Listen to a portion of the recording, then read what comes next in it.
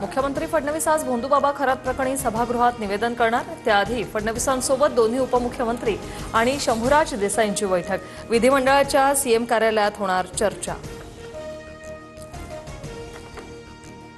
भोंदूबाबा Ashok खरातची police कोठडी आज संपणार। लैंगिक अत्याचार प्रकरणात खरातवर 6 गुन्ह्यांची नोंद।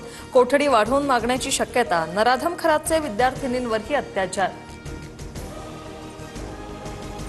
खरातच्या मिरगावमधील शिवनिका ट्रस्टची मालमत्ता 2024 मध्ये 96 लाखांवर तर 2025 पर्यंत मालमत्ता 1,81,00,000,000 पोहोचली। ऑडिट रिपोर्टमधून माहिती समोर। भोंदूबाबा टोळीवर मकोका लावण्याची तृप्ती देसाईंची मागणी। मिरगावात एसआयटी प्रमुख तेजस्वी सातपुतेंची भेट घेणार। भोंदूबाबा 12 मार्चला ऑस्ट्रेलियाला पळून जाणार होता, तृप्ती देसाईंचा दावा। भोंदूबाबा अशोक खरातची भेट घेतल्याचा बच्चू कडू यांचा व्हिडिओ व्हायरल। जेव्हा तुम्ही भाजपमध्ये मंत्री व्हाल तेव्हा तुम्ही इथे या। खरातनं कडूंना आशीर्वाद दिल्याचा व्हिडिओ समोर।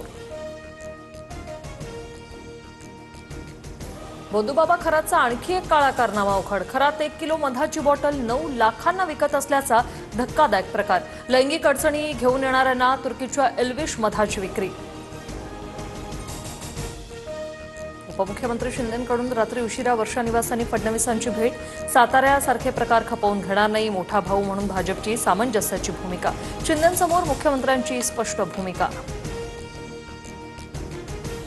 साताऱ्यात शंभूराज देसाईंना झालेल्या धक्काबुक्कीबाबत मुख्यमंत्र्यांना पत्र लिहिणार।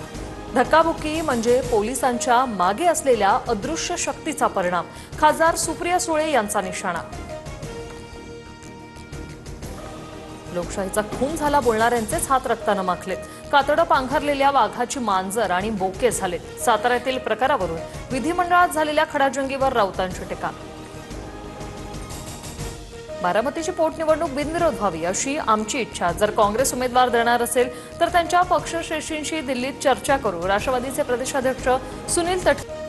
मवियाच्या बैठकीत पवारांकडून युद्धस्थिती आणि गॅस टंचाईवरून चिंता व्यक्त। युद्धाची झळ भारताला बसते। इतक्या दिवसानंतर पंतप्रधानांनी भाष्य करणं योग्य बाब नाही, पवारांची प्रतिक्रिया। पेट्रोल डिझेलचा साठा संपणाऱ्या अफवेनं राज्यातील अनेक शहरांमध्ये पेट्रोल पंपावर भल्या मोठ्या रांगा। जळगाव, कोल्हापूर, चंद्रपुरात पंपावर मोठी गर्दी। पुरवठा सुरळीत करण्याची मागणी। एसटीच्या अत्याधुनिक राजमाता जिजाऊ बसचं मुख्यमंत्र्यांच्या हस्ते लोकार्पण। बसमध्ये 4 सीसीटीव्ही, जीपीएस यंत्रणा, पॅनिक बटन आणि अनाउन्समेंट सिस्टीमचा समावेश। प्रवास अधिक सुरक्षित आणि स्मार्ट होणार। नोरा फतेला अश्लील गाण्याचा वाद होण्याची शक्यता। सरके चुनरी तेरी या गाण्याविरोधात वकील संघटना आक्रमक। नोराचा वर्क परमिट रद्द करून भारताबाहेर हकालपट्टी करण्याची मागणी।